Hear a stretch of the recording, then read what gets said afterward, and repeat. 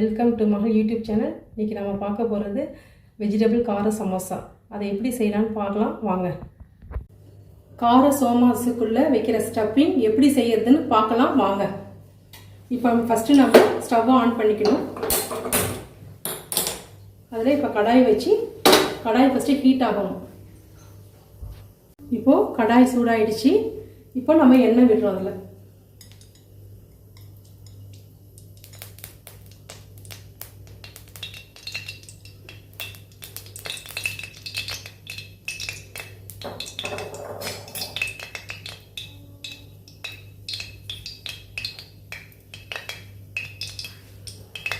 இப்போது எண்ணெய் காஞ்சிருச்சு. இதில் நம்ம இஞ்சி பூண்டு பேஸ்ட்டு 2 ஸ்பூன் போடுறோம்.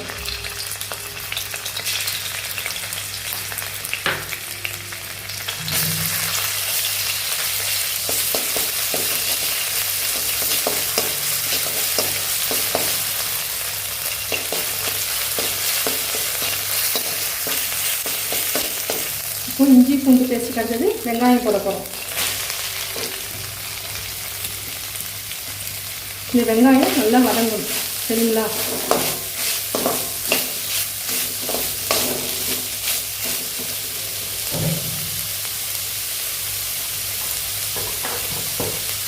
இந்த வெங்காயம் வதங்கும் போதே நம்ம சால்ட் சேர்த்துக்கிறோம்.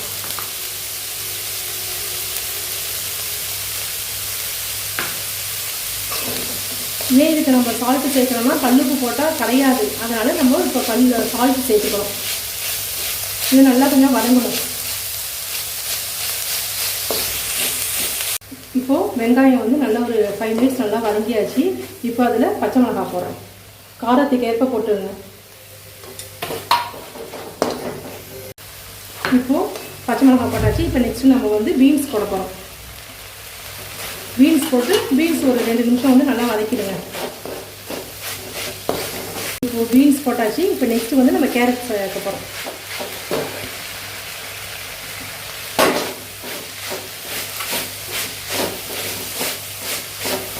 இது ஒரு 2 நிமிஷம் நல்லா வதங்கணும். கேரட் போட்டாச்சு. இப்போ நெக்ஸ்ட்டு நம்ம கோஸ் போட போகிறோம்.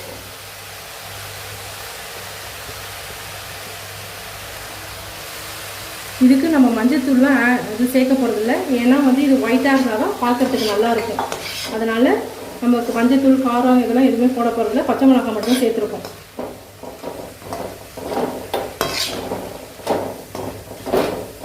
இதையும் நல்லா கிளறி விடுங்க.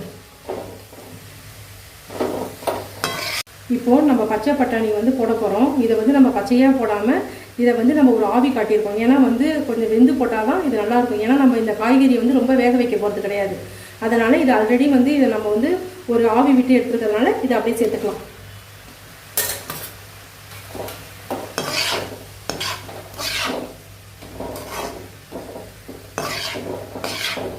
இப்போது நம்ம எல்லா காயும் போட்டுட்டோம். கேரட்டு, பீன்ஸு, பட்டாணி, கோஸ் போட்டாச்சு. இப்போ நெக்ஸ்ட்டு வந்து உருளைக்கிழங்கு வந்து நம்ம வேக வச்சு மசிச்சு வச்சுருக்கோம், சரிங்களா? இதை வந்து இப்போ நம்ம இதோட ஆட் பண்ண போகிறோம். ஆட் பண்ணி எல்லாத்தையும் கிளறி விட்டுருவோம்.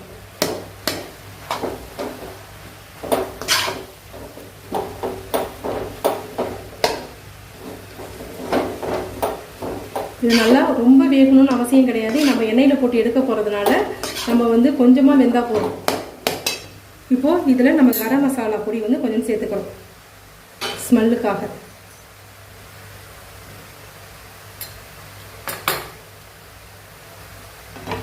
இதை சேர்த்துட்டு இது எல்லாத்தையுமே இப்போ கிளறி விடுங்க.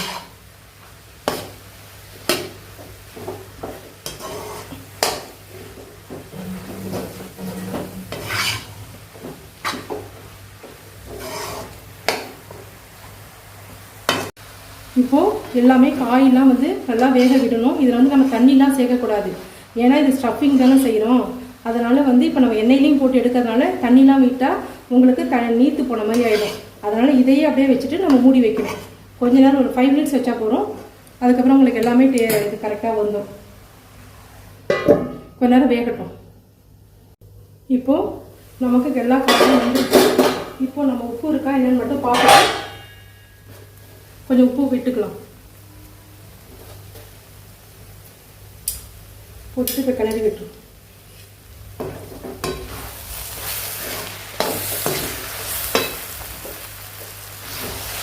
ரொம்ப ஹைலையும் வைக்காதீங்க, கொஞ்சம் சிம்லேயே வச்சுக்கோங்க. அப்போ தான் காய்கறி எல்லாம் வந்து நல்லா இருக்கும். அவ்வளோதான். இப்போ இது முடிஞ்சிட்டு ஸ்டஃபிங்க்கு. இதுக்கு மேலே நம்ம கொத்தமல்லி தழையை தூவிடுறோம்.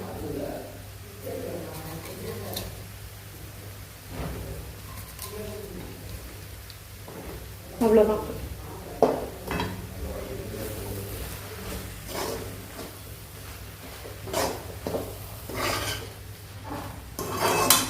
அவ்வளோதான். இப்போ இதை வந்து நம்ம க்ளோஸ் பண்ணி வச்சிடலாம். இது முடிஞ்சிருச்சு, ஸ்டஃபிங் முடிஞ்சிருச்சு. நெக்ஸ்ட்டு மாவு, இதுக்கு மேல் மாவு வந்து எப்படி செய்கிறதுன்னு பார்க்கலாம். வச்சுட்டு ஸ்டவ் ஆஃப் பண்ணிக்கணும். அவ்வளோதான். இப்போது மாவு, மேல் மாவு செய்கிறது எப்படின்னு பார்க்கலாம். அதுக்கு வந்து 2 கப்பு வந்து இந்த கப்பால் 2 கப்பு கோதுமை மாவு, 2 கப்பு மைதா மாவு எடுத்துருக்குறோம். அதில் உப்பு கலந்துட்டு எண்ணெய் கலந்து சப்பாத்தி மாவு பதத்தில் கொஞ்சம் கெட்டியாக பிசையணும். சரிங்களா? இது வந்து நம்ம பூரி சப்பாத்தியோட இன்னும் கொஞ்சம் டைட்டாக இருக்கணும் மாவு. அப்போ தான் நமக்கு அதில் ஸ்டஃபிங் வச்சு போடுறதுக்கு கரெக்டாக இருக்கும். அதை வந்து 1 மணி நேரத்துக்கு முன்னாடி ஊற வைக்கிறோம். அதனால் 1 மணி நேரத்துக்கு முன்னாடியே இதை வந்து பிசைஞ்சு வச்சாச்சு. அது பாருங்கள் எவ்வளோ சாஃப்டாக இருக்குது பாருங்கள். இங்கே பாருங்கள், இந்த பதத்துக்கு இருக்கணும். ஓகேங்களா? இப்போ நம்ம அதை திரட்ட ஆரம்பிக்கலாம் எப்படின்னு சொல்லிட்டு. இப்போது மேல் மாவு எப்படி செய்யுதுன்னு சொல்லிட்டு நம்ம பார்க்கலாம். அதுக்கு ஃபஸ்ட்டு இந்த மாவில் நம்ம குட்டி குட்டியாக ஃபஸ்ட்டு உருண்டை பிடிச்சி வச்சிடணும். இந்த அளவுக்கு வந்து உருண்டை பிடிச்சிருங்க.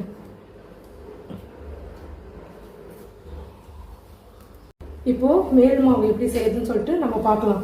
அதுக்கு ஃபஸ்ட்டு இந்த மாவில் நம்ம குட்டி குட்டியாக ஃபஸ்ட்டு உருண்டை பிடிச்சி வச்சிடணும். இந்த அளவுக்கு வந்து உருண்டை பிடிச்சிருங்க. இப்போது இந்த மாவெல்லாம் இது மாதிரி குட்டி குட்டியாக உருண்டை பிடிச்சி வச்சுருங்க. சரிங்களா? இது மாதிரி வச்சுட்டு இப்போ நம்ம எப்படி திரட்டலான்னு பார்க்கலாம். இப்போது நம்ம எப்படி திரட்டலான்னு காமிக்கிறேன்.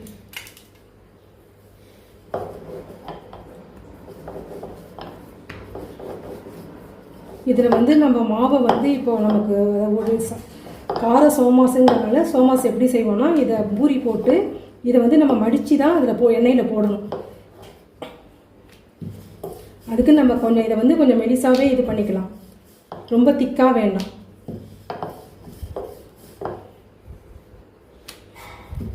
இப்போ இது மாதிரி போட்டுட்டு கொஞ்சோண்டு மைதா மாவு எடுத்து நான் தண்ணி கலந்து வச்சுருக்கிறேன். ஏன்னா பேஸ்ட்டில் ஒட்டணும்ல, அதுக்கு நம்ம பூரி போட்டுட்டு ஃபஸ்ட்டு இதெல்லாம் வந்து இப்படி நம்ம ரவுண்டாக இது ஃபுல்லாக வந்து நம்ம தடவி வச்சிடணும். தடவிட்டு இது கொஞ்சம் நேரம் ஆறணும். இப்போது சுற்றி இதை வந்து இப்படி தடவியாச்சு. சரிங்களா? இப்போ இது கொஞ்சம் ஆறிடுச்சு. இதில் இப்போ நம்ம ஸ்டஃபிங் வைக்க போகிறோம்.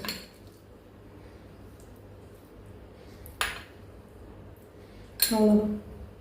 இதை எடுத்து இப்படி மடைக்கணும்.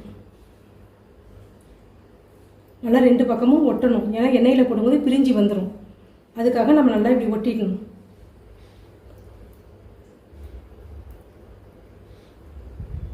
இதை ஒட்டிட்டு இப்போ இந்த சோமாஸ் போடுறது இருக்குல்ல, உங்கள்கிட்ட என்ன இருக்குது நீங்கள் கையில் கூட பண்ணிக்கலாம். இல்லைன்னா இதுலேருந்து வந்து நம்ம கட் பண்ணி எடுத்துக்கலாம். அந்த ஷேப் வரதுக்காக ஒரு அழகாக இருக்கும்.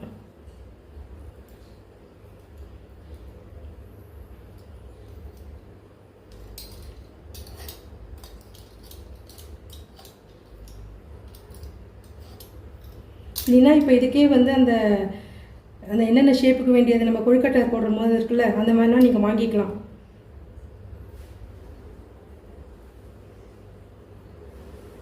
அவ்வளோதான். இப்போ உங்களுக்கு இதாகிடுச்சு. இதை நம்ம வந்து எண்ணெயில் போட்டு இப்போ எடுக்கணும். இப்போது சமோசா, கார சமோசாவுக்கு இப்போ நம்ம ரெடி பண்ணியாச்சு. சரிங்களா? இதை நம்ம எப்படி எண்ணெயில் போட்டு பொரிக்கிறதுங்கிறத பார்க்கலாம் வாங்க. இப்போ செய்யறதுக்கு ஃபஸ்ட்டு நம்ம ஸ்டவ் ஆன் பண்ணிக்கலாம். அதில் கடாயை வச்சிடலாம். கடாய் நல்லா கொஞ்சம் ஹீட் ஆகணும். இப்போது வானல் சூடாகிடுச்சு. இப்போ நம்ம எண்ணெய் விடுறோம். அதில் நமக்கு பொரிக்கிறதுக்கு தேவையான அளவு எண்ணெய் விடணும். போதும். இப்போ நல்லா எண்ணெய் சூடாகட்டும். சூடானோட தான் போடணும். இதை இப்போயே உடனே போட்டுட்டா நமக்கு வராது, பொரிக்க வராதனால கொஞ்சம் ஹீட் ஆகணும். இப்போது எண்ணெய் சூடாகிடுச்சான்னு பார்க்குறதுக்கு கொஞ்சோண்டு மாவு விட்டு இப்படி பாருங்கள்.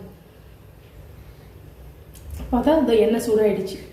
சரிங்களா? இப்போ இந்த நேரத்தில் நம்ம திரட்டி வச்ச இந்த சமோசாவை போடுறோம்.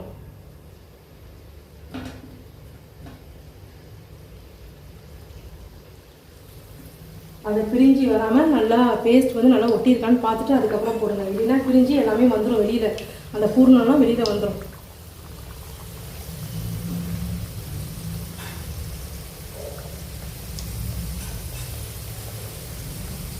இது கொஞ்சம் நேரம் வெயிட் பண்ணிவிட்டு அதுக்கப்புறமா திருப்பி போடுங்க. டக்குன்னு திருப்பினீங்கன்னா அந்த உள்ளே இருக்கிறதுலாம் வந்துடும்.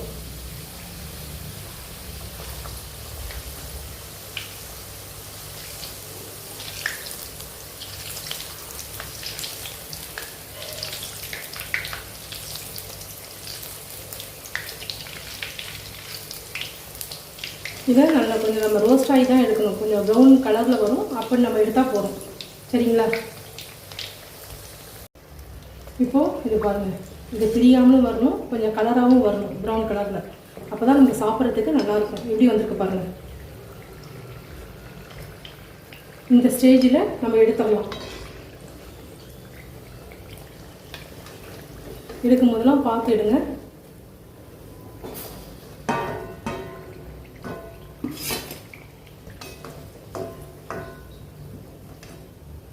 இங்கே பாருங்கள், எடுத்தாச்சு. இப்போது அவ்வளோதான். இப்போ இதை எடுத்துடலாம்.